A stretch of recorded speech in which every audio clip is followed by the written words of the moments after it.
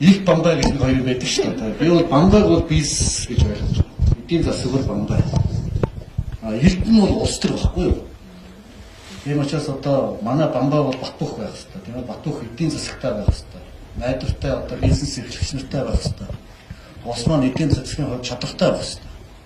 Энэ бол манай улсын бамбай. Улс төрийн эрд бол тийм ээ, үнэхээр одоо болохгүй өгөхгүй юм зочиж явах хэрэгтэй.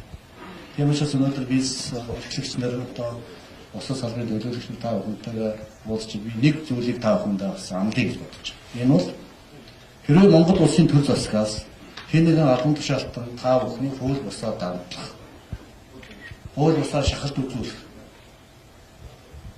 хууль бусаар авилга авах гэж оролдох, авилга авах тийм сэтэл санаа гаргах, янз бүрийн албан тушаал өөрийнхөө байгаа их мэдээрээ дагаалгаж та бүхний одоо бизнесийг хягсан, хальтсан, өөртөө ашиг орлого эрхэлсэн ийм албан тушаалтан гавдын бол байдсан бол за надад хэлээрэй.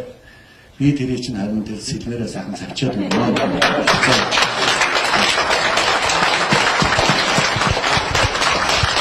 Энийг харин одоо хамгийн сайн чадах хүний нэг бол би мөнөөс Монгол гэдгээ бас өөрөө сайн мэддэг.